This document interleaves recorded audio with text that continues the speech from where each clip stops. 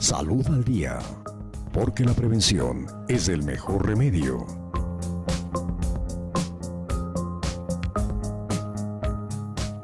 Saludos cordiales a todos los oyentes y televidentes del norte del país. Somos los medios de comunicación de la Universidad Técnica del Norte. Todos los días, de lunes a viernes, en vivo, tenemos el programa Salud al Día, con diferentes temas. Nuestros padres son los primeros educadores.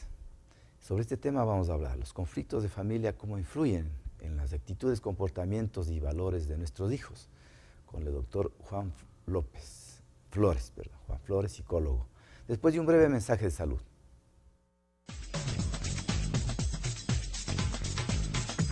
Mensajes para su salud.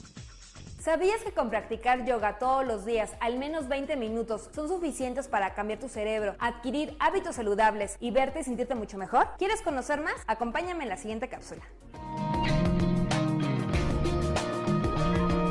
Número 1. Bajas de peso. De acuerdo con una investigación realizada por el Journal of Physical Activity and Health, las personas que practican yoga de manera regular liberan un neurotransmisor llamado dopamina, que es el encargado de generarnos placer. De esta forma vas a reducir los periodos de comer por ansiedad o estrés y obviamente cuidas y estilizas tu figura. Número 2. Ganas concentración. Con la práctica constante de yoga, lo que vas a hacer es obviamente enfocarte a ciertas cosas. Recordemos que las asanas o posturas de yoga son clave en la respiración, que es una respiración profunda o diafragmática.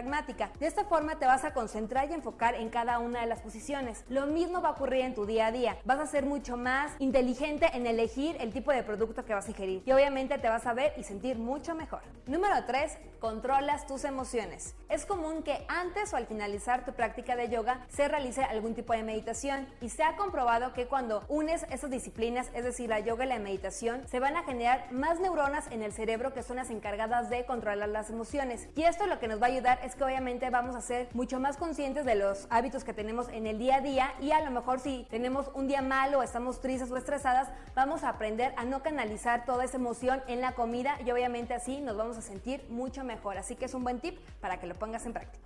Número 4. Estás más alerta. La gente que practica yoga de manera regular también se ha demostrado que generan un grosor en la parte superior del cerebro, lo cual les va a ayudar a ser mucho más alerta a factores externos y además son mucho más sensibles. De ahí la importancia de que obviamente poco a poco, con la práctica de yoga, ellos van a elegir mejor sus alimentos y van a empezar a descartar de manera natural alimentos nocivos como por ejemplo toda la comida procesada o todos los lácteos, porque obviamente tomas una conciencia de sentirte bien. Número 5. Claridad mental. Las personas que practican yoga es común que realicen muchas asanas invertidas, es decir, las posturas en donde prácticamente nuestra cabeza toca el piso. Eso va a oxigenar nuestro cerebro, va a hacer que obviamente tengamos pensamientos mucho más positivos, que eso es muy benéfico para aceptar y amar nuestro cuerpo, y además va a reducir el estrés y se ha comprobado que fortalece tu sistema inmunológico y también regulas tu sistema nervioso central. Mensajes para su salud. Estamos con el doctor Juan Flores, psicólogo del Ministerio de Salud, aquí en la provincia de Imbabura. Doctor, buenos días, qué gusto tenerlo acá. Buenos días. En realidad que hay varios tipos de parejas, hay varios tipos de papás, hay varios tipos de familias, hogares funcionales, hogares estructurados, funcionales, otros disfuncionales. Esto ya en sí repercute en la vida de los niños y niñas que crecen en esos ambientes. Doctor, buenos días. Muy buenos días, ciudadanas, ciudadanos, muy buenos días. Sí, dentro de los varios tipos de familia que tenemos, especialmente la nuclear, ¿no? Cuando papá y mamá están presentes, la monoparental, que es muy común en la actualidad, son los dos tipos de familia más que existen en nuestra sociedad. Pero también tenemos las familias extendidas, ¿verdad? Las extendidas son cuando están viviendo con papá, mamá, abuelos, tíos y todo eso. Entonces, cada familia de una manera u otra influye en el comportamiento del niño. Entonces, dentro de estas familias, ya sea monoparental, nuclear, extendidas o reconstruidas, cuando por alguna circunstancia el papá o mamá se vuelve a casar o unir con otra pareja, también se clasifican dentro de disfuncionales y funcionales, y también estructuradas o desestructuradas. Funcionales es más cuando sus vínculos familiares son estables, son sanos, se puede decir. Desestructuradas son cuando pues no hay roles definidos, cada uno hace lo que hace en la casa, cada uno va por su lado. Entonces se caracterizan por familias desestructuradas, que papá y mamá dice quiero hacer esto y punto, papá quiere hacer esto y punto, y cada uno hace. Entonces, estas disfuncionales y desestructuradas de una manera u otra influyen, dependiendo de la intensidad, en el comportamiento del niño o del adolescente. Es muy interesante cuando van a consulta los papás. Dicen, tome, doctor, le traigo a este niño, a este adolescente, porque ya no lo soporto más. Dice, ¿verdad? Porque tome, cúrelo, sánelo, haga algo con él. Entonces yo a veces les digo, ya bueno, no lo entiendo. Sí, entonces yo a veces les digo, bueno, lo que usted no pudo hacer quiere que yo haga en una hora. Claro. Entonces les digo, entonces me parece que hay que darles consulta, hay que darles terapia a ustedes, ¿verdad? Porque obviamente está comprobado que la conducta del niño, en la mayoría de los casos, por un 90% por lo menos, tiene que ver mucho con la influencia familiar, social, o sea, también de la escuela, del entorno donde se desenvuelve. Claro que tiene que ver mucho también la cultura que moldea comportamientos. Pero si hay cimientos en la familia estructurada con buenos ejemplos, valores, no se va a dejar fácilmente manipular de un medio de comunicación, no se va a dejar moldear por una cultura que es muy arrollante. Entonces, sí es importante, pero claro, como en medicina, cuanto antes mejor. Cuanto más temprano es mejor. Entre cuanto más se pueda prevenir es mejor.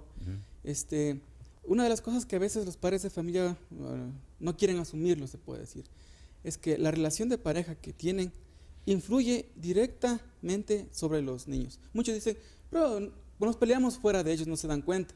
Yo les digo, ¿usted se recuerda cuando sus papás se peleaban, se da cuenta o no se da cuenta? Sí.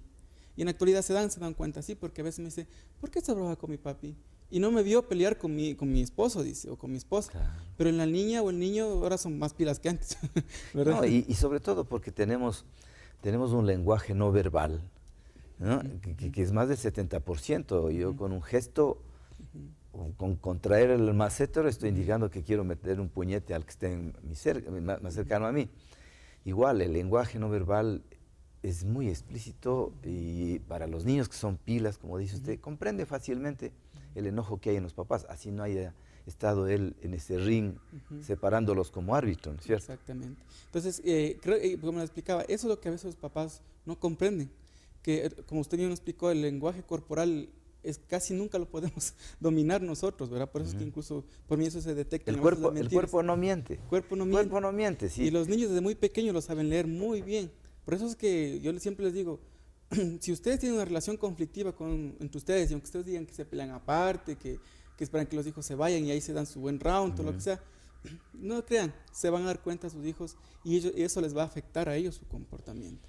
Yo cuando trabajo con estudiantes de psicología, siempre les envío una tarea pequeñita que es mirar, lie to me, miénteme, para que sean más minuciosos en lo que dicen las manos, en lo que dicen los ojos, en lo que dicen los labios, en lo que dice justamente el lenguaje no verbal, porque el cuerpo no miente. O sea, yo pienso, siento y actúo, así nomás las cosas, siento, pienso y actúo. Yo no puedo pensar y no sentir, pues, y no puedo expresar. El cuerpo de por sí demuestra lo que yo estoy pensando y lo que estoy queriendo decirle a usted, y no puedo decirlo por hipocresía o por muchas cosas. Exactamente, y eso en consulta se ve bastante, porque a veces, especialmente los adolescentes, vienen a la fuerza con los papás, y dice, bueno, y cuénteme cómo es la relación entre ustedes dos, cuando pregunto a la pareja, y el adolescente siempre agacha o hace así, aunque el papá dijo, no, bien, normal, pero ya se le ve que hace ni sé cómo así, hace así, entonces ya... O sea, el papá, no es verdad. Sí, los papás ni se cuenta, saben que él ya dijo que es mentira, o si no, hacen para arriba así, entonces ya se da cuenta exactamente, y se comprueba que sí influye enormemente en la conducta de los niños y adolescentes. Es por eso que algo que a veces me molesta personalmente con la sociedad es que a veces juzgamos tanto a los jóvenes, a los niños, diciendo que ahora esta juventud está más dañada que antes no éramos así, que esto, que el otro. Está en la edad del burro. Sí, está en la edad del burro, pero se habla muy fuerte contra la juventud. Pero yo siempre les digo, o sea, somos una sociedad a veces hipócrita, porque a veces ellos hacen lo que nosotros hacemos, lo que nosotros moldeamos para ellos. Entonces cuando se dice que dicen, yo quiero que cambie el joven o el niño, entonces siempre les digo, tiene que cambiar primero usted, ¿verdad? Porque no puede dar lo que no tiene. Pues definitivamente, usted como padre o como madre no puede dar lo que no tiene. Si usted mismo no se ama, no se respeta y hace que los demás le respeten, mucho menos su niña que dice que no quiere que nadie se aproveche de ella, ¿no es cierto? Entonces, todo ese tipo de cosas siempre se está hablando, y más si el hogar es desestructurado. Está comprobado que hay familias esquizofrénicas. En otras palabras, familias que su entorno vincular, cuando es muy conflictivo, de mucha pelea, de que no hay roles definidos, de que hay mucha violencia familiar, psicológica, negligencia. Está comprobado que eso está formando personas esquizofrénicas. Sí, sí, y eso es un hecho. Madre neurótica, hijo neurótico. Sí. Usted ve a un niño pequeñito, él puede estar jugando con un ratoncito pequeñito, si está en la casa, lo coge, juega con él. La mamá se lanza a la mesa y grita. El niño en ese momento aprende de que hay que tenerles miedo a los ratones. Ellos no tienen miedo, son conductas aprendidas. Entonces, y madre neurasténica, hijo neurasténico, madre estresada, hijos estresados. Entonces, es una inversión. Hay factores protectores y factores también vulnerables. Y donde el factor protector, por ejemplo, si un niño crece, una niña crece en un ambiente de ternura y de cariño, recibe mucho cariño, mucho afecto, es una persona que da afecto y cariño. Recibió en forma natural de todos esa energía positiva. Y una niña que es maltratada o un niño que es maltratado es después un futuro maltratador. Es tan claro como el agua. Por eso se llaman los patrones generacionales, se repiten, eso es tan evidente. Por ejemplo, yo en mi consulta siempre utilizo la técnica del genograma, ¿verdad? Que siempre evalúo desde los abuelos, padres e hijos. Y por lo general, en un 80-90%, las mamás, las señoras que tuvieron un padre alcohólico violento con la mamá, por lo general en un 80% se repite que escoge la misma tipo de pareja. Y eso influye incluso en la forma como educa a sus hijos. Y asimismo el padre, si es que su padre fue alcohólico en cierta manera o bien violento, machista, se ve generalmente en cómo se repite esa relación, ese patrón de relación con la pareja. Y es interesante a veces, cuando se les da severo a las parejas, recién se dan cuenta, ¿verdad? Recién se dan cuenta, e incluso de eso cómo se forma, cómo se relaciona la forma como se educa a los hijos. Por eso yo siempre les digo, donde aprendemos a ser papás o donde aprendemos a ser pareja, no es exactamente como se dice cuando recién va a ser papá o cuando recién va a ser pareja. Ya se trae ese modelo, esa enseñanza desde nuestro hogar. Sino que en el momento que somos padres o pareja, lo ejecutamos y vamos recién aprendiendo y inconscientemente repetimos. Por eso hay dichos que se dice, así mi papá me educó, así mismo te voy a educar a ti. Tin, tin, tin, ¿verdad? Equivocado está. Muy equivocado. Sí. Muy equivocado. No puede replicar porque los momentos, los escenarios a las instancias son diferentes. Vivimos un momento totalmente diferente, pero claro, tiene que basarse en la disciplina. O sea, lo ideal sería encontrar niños autónomos, ¿no? Niños independientes, pero para que sea un niño autónomo, independiente, hay que trabajar en esas herramientas y enseñarle qué es un niño autónomo, qué es un niño inteligente, que aprenda a tomar decisiones inteligentes. Pero ¿quién le enseña? No le enseña a la calle, pues. No. Le enseña a los primeros padres que están en la casa.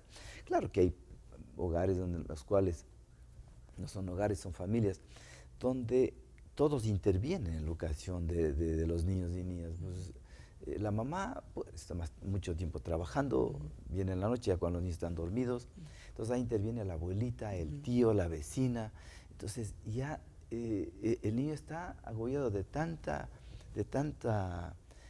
educación, mala educación, influencia de tantos personajes que no son verdaderos referentes, porque los verdaderos referentes, el papá y la mamá, por supuesto, ¿no es cierto? Pero muchas veces no se dan. Lo ideal sería eso, estructuración donde tenga referentes padre y madre, pero muchas veces no se da, o tiene solo mamá, o tiene la abuelita, o tiene la tía, o una hermana mayor. Sí, justamente ese punto. A veces cuando van a consulta porque el niño está muy hiperactivo, entre comillas, ya le traen con el diagnóstico, ¿no? Pero están equivocados. Entonces, que es muy travieso, es muy hiperactivo. Entonces, a veces haciendo la estructura, pero si usted me dice hiperactivo, ya estamos hablando de un caso psiquiátrico, sí, porque es un caso psiquiátrico. Claro, por ya. eso lo hago entre comillas, pero sabe venir con ese, o la profesora le dice, vea, su hijo es hiperactivo. Entonces a veces digo, no siempre digo, es problemas de educación.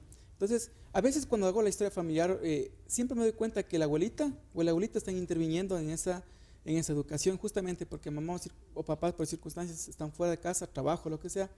Pero siempre se ve que la abuelita le dice, no hagas esto, la mamá dice, tal vez sí hagas esto. la mamá o el papá dice, sí, haz esto, pero la abuelita dice, no hagas esto. Entonces, peor, ahí es mucho más complicada esa situación, porque a veces le dice, llámele a su mamá y a su papá, a las abuelitas, llámeles para que podamos hacer una terapia familiar y ayudar. Y nunca, hasta ahorita de los que estoy, no vienen los abuelitos, no vienen porque ellos dicen que no están locos. Perdón, hagamos una pausa, doctor. Dice, buenos días. El problema se da cuando se pierde la confianza y el respeto entre padres. Sabiamente nos dice el televidente. Cuando se pierde ese respeto, se pierde el respeto no solo entre papá y mamá, pues eso es una onda expansiva que abarca a la familia. Exactamente. Eso se evidencia claramente porque cuando los niños hablan cuando se les pregunta ¿y cómo se lleva papá y mamá? Ellos se dan cuenta, ellos, por más que quieran mentir, hablamos del lenguaje corporal, ellos se ven una tristeza en su rostro. Algunos son más claros, dicen, sí, se pelean, hacen esto, que el otro, y por ende se olvidan de mí, ¿verdad? Y a veces ahí se forman las famosas triangulaciones, se llaman. En terapia familiar sistémica se ve las triangulaciones, se refiere que papá se une al hijo, a la hija para atacar a mamá. A la mamá. O a veces la mamá, como es más sentimental, emocional, se une al hijo y es para atacar contra el papá. Y eso genera mayores conflictos. Y obviamente, ¿por qué? Como dice muy bien el televidente, como se perdió el respeto de arriba, obviamente eso indirectamente les lleva al hijo a que pierda el respeto hacia ellos. Luego cuando ya son grandes, adolescentes, luego se preguntan, ¿por qué es rebelde y malcriado conmigo? Claro. No se olvidan que desde pequeños les enseñaron a hacer esas alianzas, esas coaliciones, como se llaman, y generan grandes conflictos. Se ha dado cuenta que los viejos tenemos tendencia, no, es que ahora ya no hay valores, ya se han acabado los valores. No, los valores no desaparecen nunca, viven, no desaparecen. Lo que pasa es que el tejido social ha cambiado y los valores existen en unas personas y en otros no, unos menos y otros más. Doctor, otra pregunta, si me baja un poquito el mensaje. Doctor, soy madre soltera, vivo con mis padres. ¿Me podrían ayudar? Soy madre soltera, vivo con mis padres y tengo un hijo de 13 años, ya es muy tranquilo. ¿Cómo puedo ayudarle de mejor manera? Madre soltería, que hay muchísimas en nuestro medio. ¿Cómo, para que cumple ese doble papel, doble rol? Y dice, sin embargo, ella se atreve a decir, mi hijo es tranquilo, probablemente es receptivo, obediente. Ese niño triste a lo mejor no tiene un referente de padre, que se puede ubicar el abuelito, por supuesto, pero ¿cómo ayudarle a una madre soltera con un niño adolescente, con un joven? Bueno, habría que preguntarle a qué define tranquilo, ¿no? Porque posiblemente sea parte de su personalidad, ¿no? Es una persona más introvertida y todo lo demás. Bueno, con los adolescentes lo que más funciona es la comunicación, pero habría que analizarlo exactamente qué está sucediendo y siempre se analiza el patrón familiar, se analiza en qué circunstancias incluso se encuentran en el colegio, ¿verdad? Normalmente hoy se ve mucho consumo de droga, alcohol y pandillas dentro de los colegios, en el colegio. Ahora ya no se llaman pandillas, ya se llaman. En el antiguo paradigma. Y también eso sí fue mucha presión por parte de eso. Entonces habría que analizar lo que está sucediendo exactamente. O sea, decirle, haga esto y esto, sería una negligencia de parte mía, porque cada persona es un mundo, cada familia es un mundo, y hay que entrarse a ese mundo para analizarlo y en base a eso poder dar una buena recomendación. Lo que podría decir ahora es que sería bueno para que vaya un profesional para analizar esa situación y en base a eso poder ayudar. Como usted bien decía, hay mucha familia monoparental, ¿verdad? En ese caso, madres solteras, pues prácticamente son unas heroínas y obviamente que no van a poder cumplir todo el papel, pero lamentablemente muchos hombres dejan abandonados a sus hijos, a sus familias y no se dan cuenta del dolor que están causando. Y posiblemente este es uno, ¿verdad?, de los dolores que se causa. Y está comprobado científicamente de que la figura paternal sí es muy importante en una familia, ¿verdad? Porque como usted bien nos dijo, es el modelaje, es como yo voy a hacer o como podría hacerlo, o como podría mejorar o como podría, ¿verdad?, todo lo demás. Entonces, hablando de ese punto extra, ¿verdad? Pero otra vez le digo a la televidente de que sería bueno analizarle completamente, individualmente, porque es un mundo diferente. No lo puede decir, haga esto y esto, porque no sé exactamente cuál es su contexto. De todas maneras, lo importante en la señora que nos llamó, señorita, es que está dada la realidad. que tenga una buena comunicación con él, sea una buena amiga, le brinde mucho afecto y sobre todo que le ayude a procesar el problema que está atravesando porque él no tiene papá. Y que ayude, sobre todo hay que valerse en el discurso hay que manejarlo padres y profesores. Exactamente. Sería bueno al momentito que el jovencito debe ser estudiante, ¿no es cierto? Y conversar, ella tiene que estar en contacto con un profesor. Hay profesores muy receptivos, muy amables, hay psicólogos en los colegios que le ayuden a comprender esta realidad. Entonces, ella por sí sola, que haga lo que pueda, ¿no? Y lo mejor que puede hacer es brindarle afecto, comprensión, cariño, el mayor tiempo acompañarle, estar con él, irse a un cine, disfrutar, el poco tiempo que tiene que lo entregue a él y buscar una ayuda, bien sea a un psicólogo o a un profesor de confianza, donde el joven pueda buscar como apoyo, ¿no es cierto? Si es que no hay un tío, si es que no hay un abuelito. Exacto. Yo siempre a esta edad, entre los 11, 12, 13 años, si no hubo el apego en los primeros años, en esta edad es donde más necesitan saber que pase lo que pase, siguen siendo hijos. Yo siempre les digo, antes de dormir o en la mañana, dígales a los que van al colegio, especialmente en esta edad, que les diga, pase lo que pase, hagas lo que hagas, digan lo que digan, yo te amo y nada de eso va a cambiar. Hagas lo que hagas o pase lo que pase. Fuiste el fruto de un amor Exactamente. que tuve y punto. Porque en ese momento, como están cambiando su proceso con pensamientos, sus emociones, su fisiología, entonces ahí es cuando la autoestima a veces decae por el bullying, pues, el bullying que hay en los colegios, que es tremendo. Entonces esas palabras de una forma u otra van a reconfortar y decir, bueno, por lo menos tengo en casa de que pase lo que pase, sea quien sea como sea, hay alguien que me... Tengo un apoyo, un soporte. Doctor, buenos días. ¿Cómo influyen los dibujos animados en el comportamiento de los niños?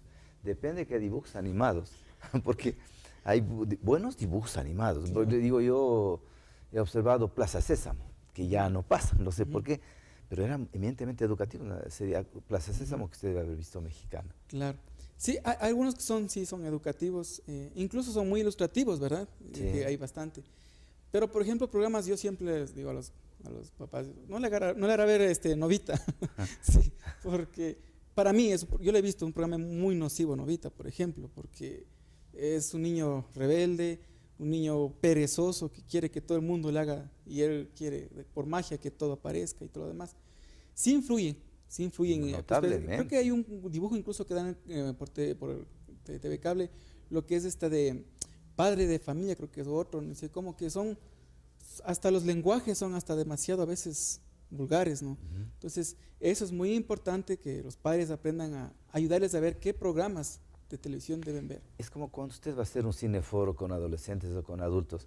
Primero tiene que ver el guión, tiene que ver la película previamente, antes de hacer ver a los espectadores, para tener ideas y argumentos y todo el contexto que tiene una película para hacer un cineforo. Igual acá, los padres de familia deben escoger, porque yo he observado dibujos animados en televisión del Estado, muy buenos, televisión de Estado, seleccionados correctamente, pero hay otros sí que alteran, descomponen a la familia y a los niños y a los adolescentes. Exactamente.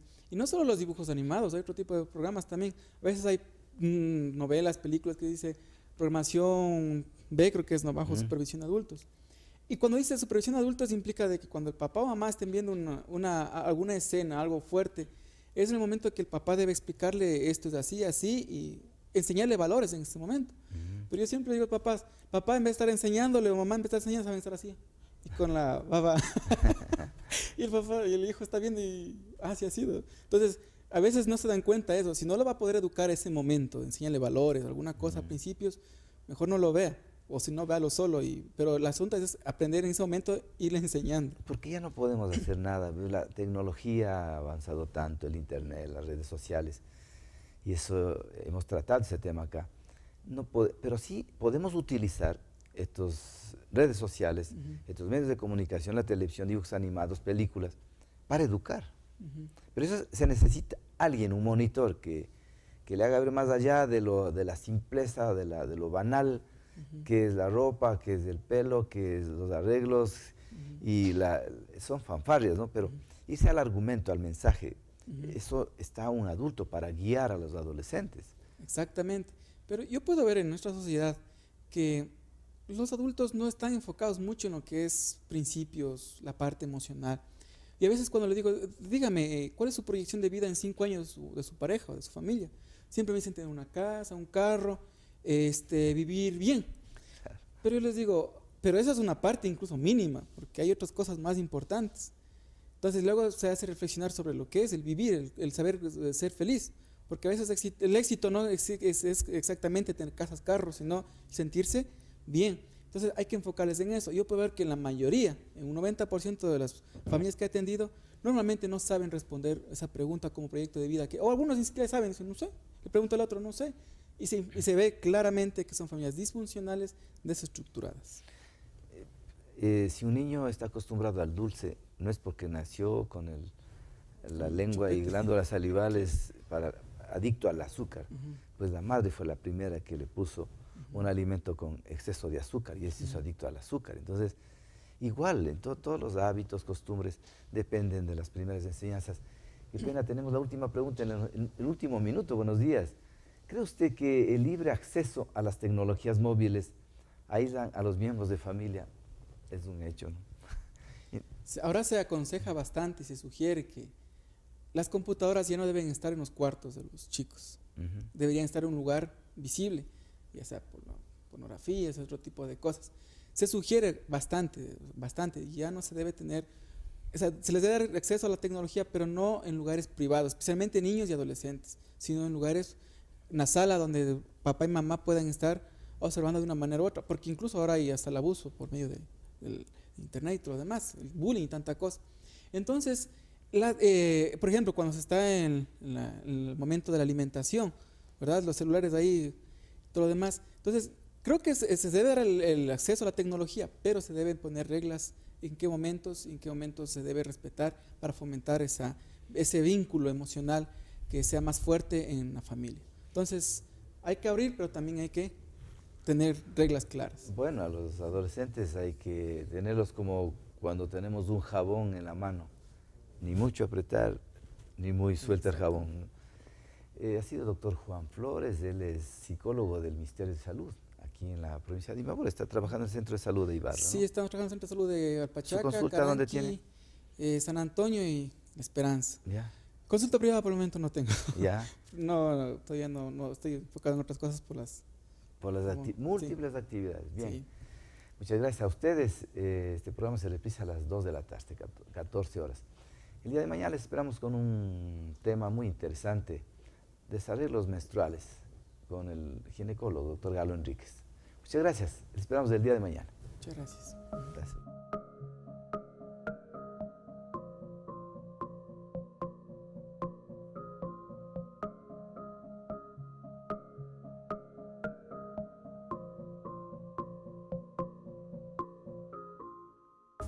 Salud al día, porque la prevención es el mejor remedio.